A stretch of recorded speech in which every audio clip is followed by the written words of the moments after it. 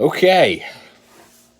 Jonathan Macker here from a undisclosed location. No, so I was driving to Long Island for a play date when the notification came up on my phone that Julius Randle had entered health and safety protocols.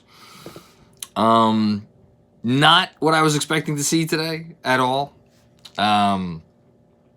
And I'm still in a little bit of shock just because this is something that we've been talking about for, seems like the last few weeks. The notion that, like, what would this team look like without Julius Randle? It's funny, I saw Jeremy send out a tweet a little while ago in which he was like, last season it was, where would the Knicks be without Julius Randle? This season, where would the Knicks be without Julius Randle? Albeit in completely different context. And last night was, interestingly enough, kind of a breaking point in terms of the frustration level with this player and the performance of this player and all of those things. And it's interesting that this news comes down today. There's a lot of questions, and I'm going to get to some of them. But first, let me just say, look, this is still a disease that has caused a lot of people a lot of pain. Andrew Claudio has been dealing with this really a lot on multiple fronts over the last week. He knows, as well as anyone, the aggravation and the stress and everything else that this could cause. And obviously there are a lot of people out there, who have had some very, very serious loss as a result of this. So first and foremost, we hope that Julius Randle and his family are okay, that he's okay, that everybody gets out of this in one piece. So I just want to say that right up front, like, put the focus where it should be. That's what the focus should be. We hope Julius and his family are okay. That being out of the way, the next thing I'm wondering is, okay, well, I think players are tested every day now. So, Tibbs said after last night's game, Julius was a little nicked up. People may be wondering, like, was this affecting him last night? I mean, if you get tested every day, I'm not sure we could say that. We don't know. We don't know for sure one way or another. I am not comfortable putting that performance on the fact that he is now in health and safety protocols. If you want to do that, that's fine, just because that what we saw last night was one game of 35 games. And I'm not saying every one of those 35 games were as bad as last night. I would actually argue probably that none of them were quite as bad as last night.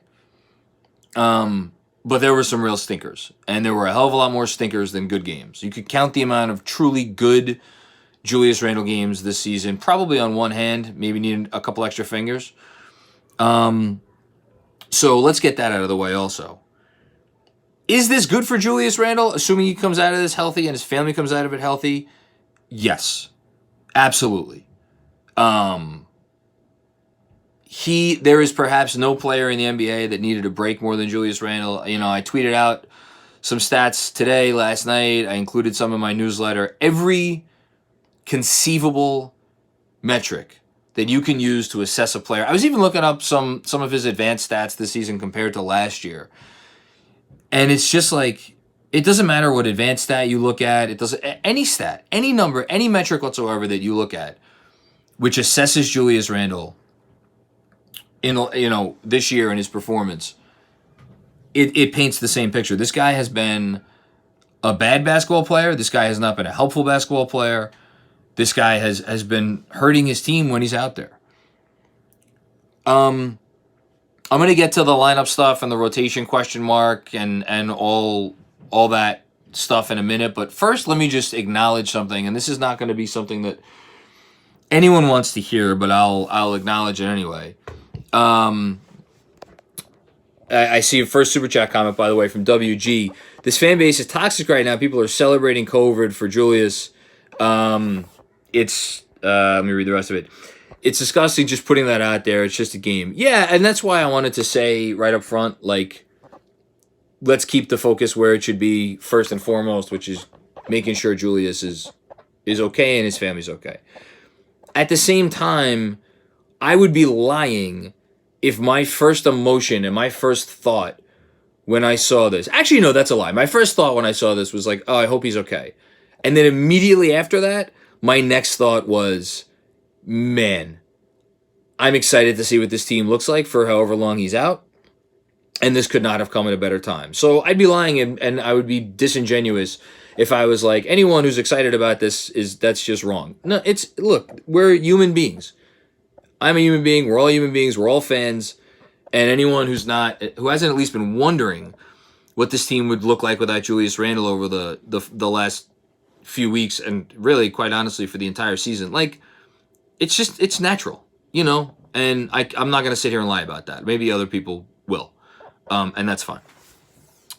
So back to Julius. This is going to be the thing that people are probably not going to want to hear, but I'm going to say it anyway. I believe this is going to be a difficult adjustment because say what you want about how good they've been without Julius on the floor. Say how much you want to say, whatever you want to say about what the offenses look like at times with the ball in Kemba's hands, with the ball in Emmanuel Quickley's hands, with the ball in Alec Burks' hands, when he was healthy, what the ball looked like in Derrick Rose's hands. You want to throw Evan Fournier in there. You throw all these guys in there. Having a player in Julius Randle that you know as a teammate of his that you could just dump it into and like, all right, he's at least going to be able to get a shot off. That's a decent shot. Might not go in. Probably isn't going to go in the way things have been going. But there's a guy who we could dump the ball into and he could make something happen. It's probably not going to be a good thing, but every team needs one of those guys, and for better or worse, and obviously it has been for worse, Julius Randle is that player for the Knicks this season. And we could, again, talk about, is he that player because he wants to be that player, because he demands to be that player? All of that stuff is fair game. What I want to just very clearly establish is now that player is gone. And the notion that like Obi Toppin is going to be able to step right into Julius Randle's role and be a better version of Julius Randle or be a more efficient version of Julius Randle, that is complete and utter nonsense. RJ Barrett, sorry, Rich Boy just brought up that comment. The notion that RJ Barrett could get a little bit more usage. Isn't it? All of these things are interesting and exciting thoughts, right? Until it comes time to actually do it, in which case I have a funny feeling that the adjustment may be a little bit more difficult than we're anticipating. Because Obi Toppin, again, is not that guy. If you look at Obi Toppin for the year, he's been in terms of percentile across players at his position, how many shots he's been assisted on versus how much self-creation he's done, he's in like the 15th percentile or something. Julius Randle is in like the 80-something percentile. You can't have a bigger difference than those two guys. They are going to have to fundamentally change, to a certain extent, how their offense flows because it's going to have to flow through other people.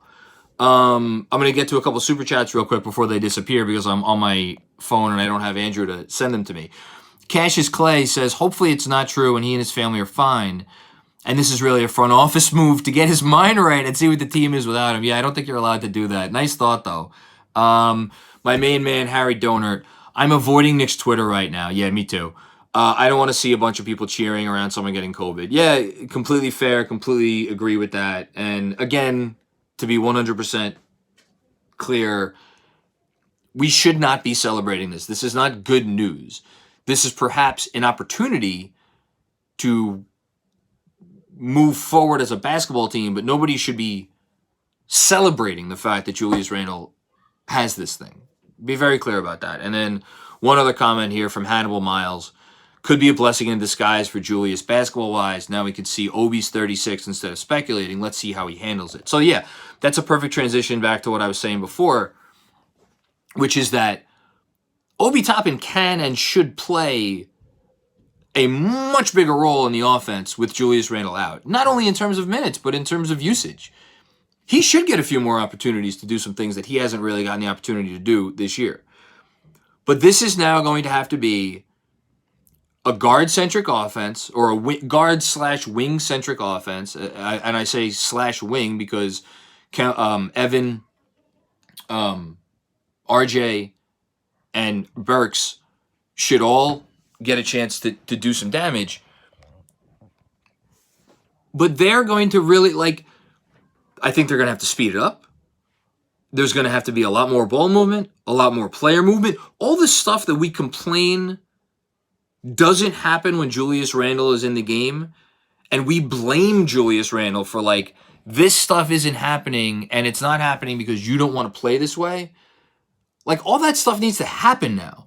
Because guess what? What we're left with now is a team where if you were to rank the top,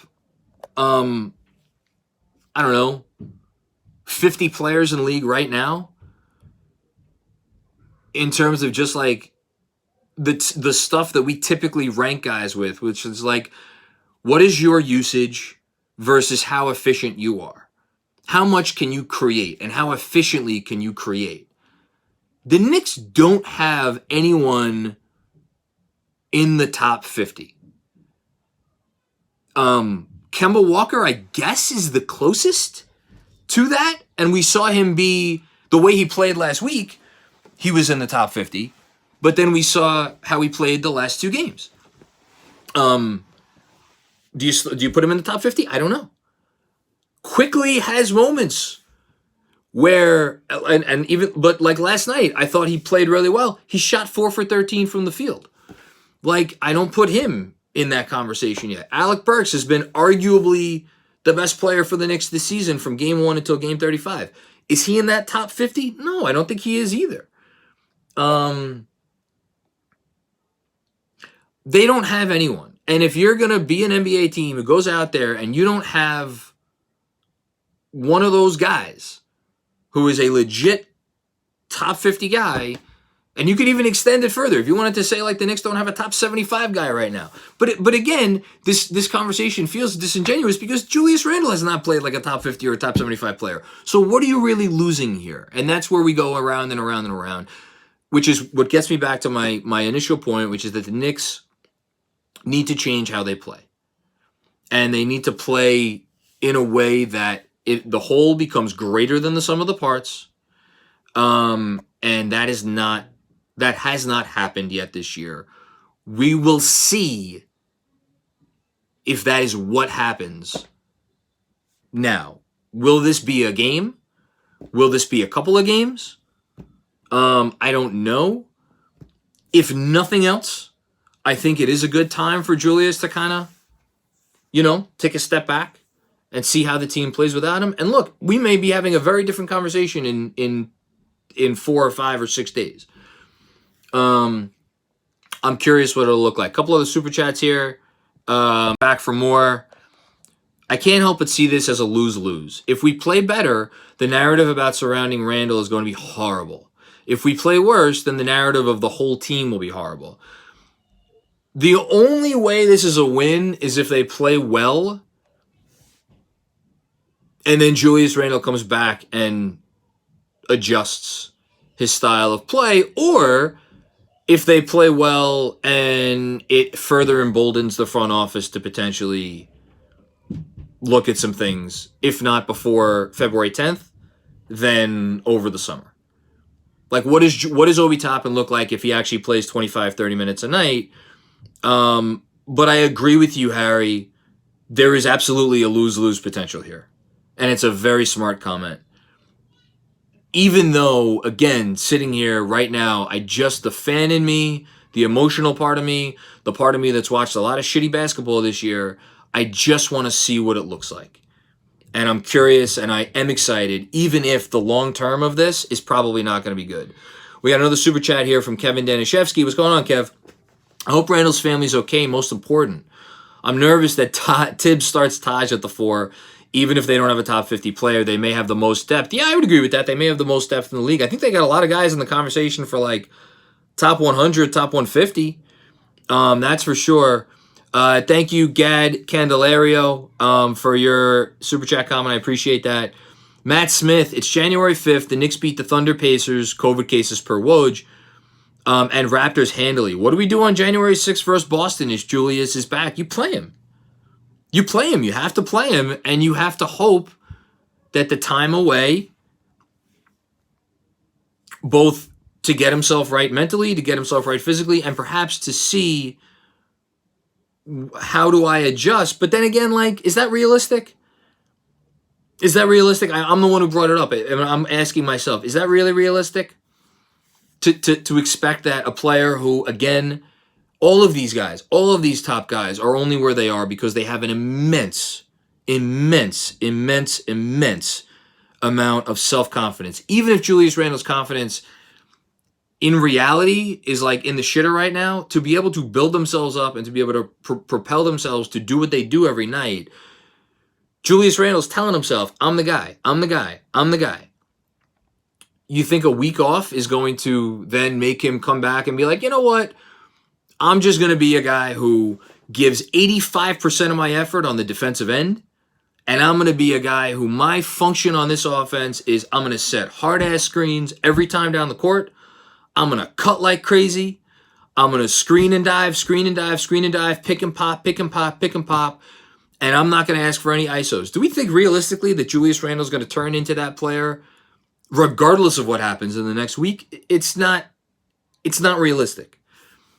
It's not realistic. So again, back to Harry's point, it's a good one. My girl Jessica here with a comment. I was hoping to see the team without him, thinking he was just injured and needed rest. I don't wish COVID on anyone. I hope him and his family are okay and he recovers soon. Let's go Knicks. Yeah, I think that's a really good way to phrase it. I think that's how most of us are feeling right now. It's certainly how I'm feeling right now. Certainly don't wish this on anyone, which is why, like, I'm not happy. We shouldn't be happy. It's okay to be curious. And I am curious. And there is a part of me that is excited. Can you be excited without being happy? Can you be excited to see something without being happy about it? I don't know. But again, I'm just trying to keep it real. Anthony Strano, any chance Taj starts at the 4? Really hope this is Obi's moment. So yeah, I left Kevin's comment to go handle the other stuff. So let's get to the rotation. Would it completely shock me if Tibbs started Taj Gibson at the 4? No, it wouldn't. It would not shock me. However, with Nerlens Noel still out, and with Jericho Sims still out, I think the smart money, and honestly, like, again, I think there is a subset of Knicks fans who think that Obi's in like the doghouse, or that Tibbs doesn't like Obi. I've maintained the whole time, and I stand by it, that this has always been about trying to get Julius right and trying to pay respect to Julius and trying to respect Julius, the player and the leader. You know, I had someone reach out to me from the organization earlier today, and they basically were like, if you don't think that this Julius, and this was before the COVID news, if you don't think this is that this is absolutely tearing apart Tom Thibodeau inside, what Julius Randle's doing, you're nuts. It's absolutely tearing him apart. And if you don't think the performance of what we've seen from Julius Randle this year has had people within the organization sour on him, I'm not saying the coach has, but if you don't think it's had people in the organization sour on him big time, then you're nuts. Like, everyone's on the same page here, and nobody hates Obi Toppin. I think everybody appreciates what Obi Toppin brings to the table and is curious what Obi Toppin can do. And I do think Obi's going to get the start. As for who else gets the start and who he plays the predominant minutes with, that I don't know. I'm not sure I love the fit with Obi just in place of Julius, where it's like Obi, Mitch, Kemba, Fournier, and RJ. We'll see what happens with Fournier. I tell you, which is why the notion of Taj starting isn't completely crazy to me, because, like, if he starts and then you give him a quick hook for Toppin and you make it so that Obi, Burks, and Quickly all play 30 minutes just off the bench, to me, I'm more interested in seeing those guys play together. With a little bit of Kemba. I'm curious to see what Kemba looks like if you give him ample minutes with Obi Toppin and Mitchell Robinson and a couple shooters. I'm curious about that. A lot of people are saying they're curious to see how RJ looks touching the ball a lot more. I'm sure RJ wants that. I'm more excited to see Obi and Quickly together with a real runway. And yes, with Kemba Walker. What happens when Kemba gets trapped, but you have those the traps happened last night of Quickly. Quickly got it out quick, and he got it out to Taj, who passed the ball to the corner, who passed the ball. Like, the ball just pings around with those subs in there. That said, that was an atrocious defense last night. Absolute atrocity of a defense last night that they played. You know, Oklahoma City, even with the guys they have out, they will play a better brand of defense. You know, Atlanta's a bad defense. Toronto's been up and down defensively this year, mostly down. But, like, let's see what they do against Toronto. I'm just curious to see it. I think there's a chance that if Obi starts, Knox gets in the rotation as the backup 4. I'd love to see a little time with RJ as the backup 4. I love the notion of RJ at the 4, surrounded by shooters and a lob threat. Or hell, how about we go crazy and how about we have a little Obi at the 5, RJ at the 4, and you know, give me Quickly, Burks, and you know, Grimes or Deuce, whatever. I'm here for all of it. I think it's, look, it could end badly, as Harry said earlier. Well, we're all probably, I mean, think about the Kemba benching, right? How happy were we when Kemba was benched? How'd that work out? I have a funny feeling that this may turn out to be, again, as some maybe are predicting, not the best thing to happen to them. And at the same time, like, I can't wait to watch this game tomorrow night. I cannot wait to watch this game tomorrow night and see how they look against an Oklahoma City team missing a bunch of people and that may be without SGA. Just putting that out there. I'm still curious. So we'll see what happens. Thanks everybody for coming and tuning in. And we will of course have a live stream on New Year's Eve after that game, and we'll have some stuff to talk about. No question about that. Until then, everybody have a good rest of your day, and we will talk to you soon. Peace out.